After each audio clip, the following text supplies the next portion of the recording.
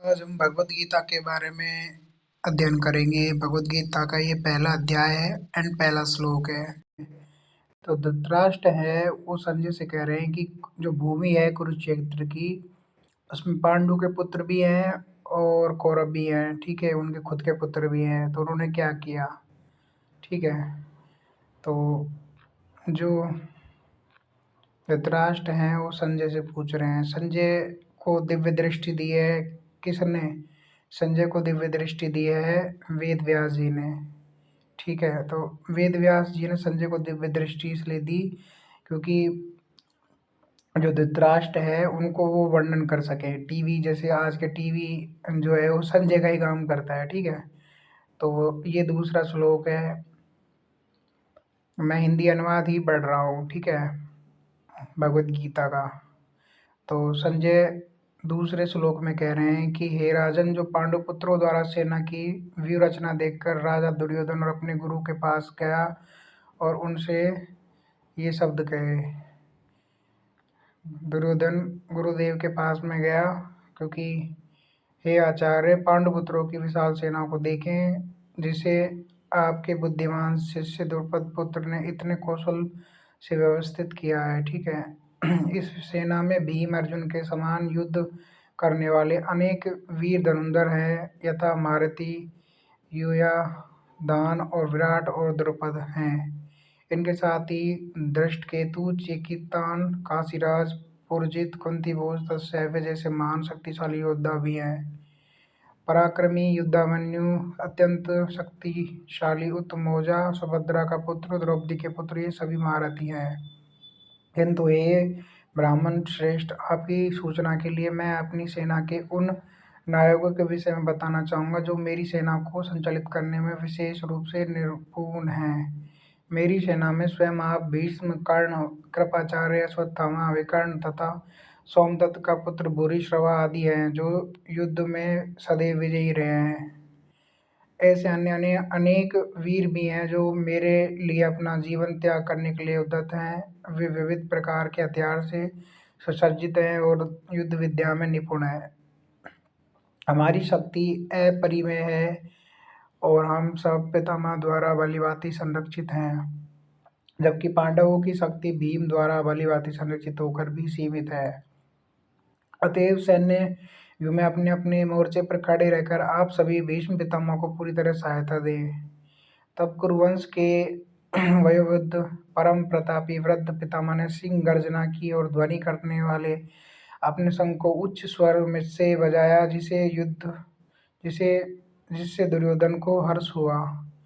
तत्पश्चात शंख, नगाड़े, बिगुल, तुरही, सींग सहसा एक साथ बजे।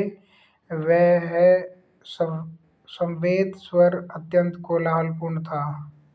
दूसरी ओर से श्वेत घोड़ों द्वारा खींचे जाने वाले विशाल रथ पर आसीन कृष्ण तथा अर्जुन ने अपने अपने दिव्य शंख बजाए।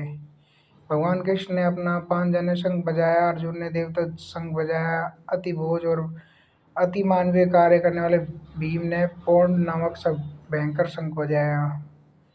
हे राजन, कुंती पुत्र राजा युधिष्ठिर ने अपना अनंत विजय नामक शंख बजाया। नकुल और सहदेव ने सुघोष मणिपुष्प शंख बजाए। महान धनुर्धर काशीराज, परम योद्धा शिखंडी, धृष्टद्युम्न, विराट, अजय, सात्विकी, द्रुपद, द्रौपदी के पुत्र, सुभद्रा के पुत्र, सभी ने अपने अपने शंख बजाए। इन सभी शंखों की ध्वनि से पूरा जो धरती है वो गूंजने लग गया। इसी समय हनुमान से अंकित ध्वजा वाले रथ पर आसीन पांडुपुत्र अर्जुन अपना धनुष उठाकर तीर चलाने के लिए जैसे उन्होंने धृतराष्ट्र के पुत्रों को व्यूह में खड़ा देखकर अर्जुन ने कृष्ण से ये वचन कहा। अर्जुन ने कहा, हे च्युत, कृपा करके मेरा रथ दोनों ओर सेनाओं के लिए बीच में ले चलो। ठीक है, तो अस्त्र शस्त्र की परीक्षा जिससे मैं कर लूँ लोगों की कि कोई किस किसने क्या क्या अस्त्र ले रखे हैं। अर्जुन ने कहा, हे अच्युत, कृपया करके मेरा रथ दोनों सेनाओं के बीच ले चलें, जिससे मैं यहाँ उपस्थित युद्ध की अभिलाषा रखने वाले को और शस्त्रों की इस महान परीक्षा में जिनसे मुझे संघर्ष करना है उन्हें देख सकूं। मुझे उन लोगों को देखने दीजिए जो यहाँ पर धृतराष्ट्र के दुर्बुद्धि पुत्र दुर्योधन को प्रसन्न करने की इच्छा से लड़ने के लिए आए हैं। संजय ने कहा, ये भरतवर्षी अर्जुन द्वारा इस प्रकार संबोधित किया जाकर कृष्ण दोनों दलों के बीच में उस रथ को ले जाकर खड़ा कर दिया। भीष्म, द्रोण, विश्व के अन्य समस्त राजाओं के सामने भगवान ने कहा, हे पार्थ, यहाँ पर एकत्र सारे कुरुओं को देखो। अर्जुन ने वहां पर दोनों पक्षों की सेनाओं के मध्य अपने चाचा, ताऊ, पितामह सभी जो सगे संबंधी हैं, उनको देखा। एवं कुंती पुत्र अर्जुन ने मित्रों संबंधियों को देखा तो वो अभिभूत हो गए, करुणा से भर गए। ठीक है। अर्जुन ने कहा, हे कृष्ण, इस प्रकार युद्ध की इच्छा रखने वाले अपने मित्र संबंधियों को देखकर मेरा जो शरीर है वो कांप रहा है, मुंह सूख रहा है। मेरा शरीर कांप रहा है, रोंगटे खड़े हो रहे हैं, गांडीव धनुष हाथ से सरक रहा, त्वचा जल रही है और मैं यहाँ अब और खड़ा नहीं रह सकता, असमर्थ हूँ खड़ा रहने में। सिर चकरा रहा है, मुझे केवल अमंगल के कारण दिख रहे हैं। इस युद्ध में अपने ही स्वजनों को वध करने से ना मेरा कोई अच्छा होगा, ना ही मैं विजय या सुख की प्राप्ति कर पाऊंगा।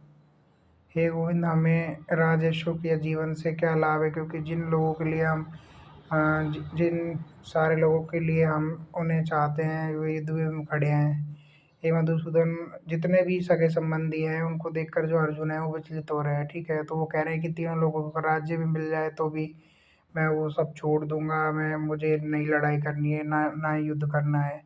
भला धृतराष्ट्र के पुत्रों को मारकर मुझे क्या प्रसन्नता मिलेगी। इस तरीके से वो शोक कर रहे हैं।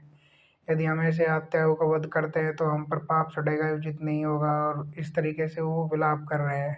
ठीक है। तो कृष्ण से पूछ रहे हैं कि क्या लाभ होगा इनको मार करके। ठीक है। तो ये जनार्दन लोभ से अभिविचित वाले ये लोग परिवार को मारने और मित्र दो करने में इनमें दोष नहीं देख रहे हैं, पर मुझे समझ नहीं आ रहा है कि मैं इनको कैसे मारूं। ठीक है। कुल का नाश होने पर सनातन कुल परंपरा नष्ट हो जाती है, शेष कुल भी अधर्म में प्रवृत्त हो जाता है। हे कृष्ण, जब कुल में अधर्म प्रमुख होता है तो कुल की स्त्रियां दूषित हो जाती हैं, अवांछित संतानें पैदा होती हैं उससे। ठीक है। अवांछित संतानें पैदा होती हैं जिससे परिवार कुल परंपरा का नाश हो जाता है, पितृ जो है उनकी गति नहीं होती अच्छे से, पिंडदान की जो क्रियाएं समाप्त हो जाती हैं। ठीक है। और जो लोग कुल परंपरा को विनष्ट करते हैं उनके अवांछित संतान को जन्म देते हैं, दुष्कर्मों से समस्त प्रकार की सामुदायिक योजनाएं तथा पार्विक कल्याण कार्य विनष्ट हो जाते हैं। इस तरीके से वो बोल रहे हैं। ठीक है। कृष्ण, मैंने पूर्व परंपरा से सुना है कि जो लोग कुछ धर्म का विनाश करते हैं वे सदैव नरक में वास करते हैं। वो कितना आश्चर्य की बात है कि हम सब जघन्य अपराध कर रहे हैं और राजसुख और भोग की इच्छा से प्रेरित होकर हम अपने ही संबंधियों को मारने पर तुले हैं। और शस्त्रधारी धृतराष्ट्र के पुत्र मुझ निहत्थे तथा रणभूमि में प्रचोदन करने वाले को मारें तो यह मेरे लिए श्रेयस्कर होगा। मतलब खुद मरने के लिए तैयार है अर्जुन। ठीक है। अगर उनको दुर्योधन मार दे तो इस तरीके से वो उपलाप कर रहे हैं। संजय ने कहा, युद्ध भूमि में इस प्रकार कहकर अर्जुन ने अपना धनुष और बाण रख दिए हैं और शोक से ग्रसित हो गए हैं। ठीक है। तो ये है पहला अध्याय गीता का।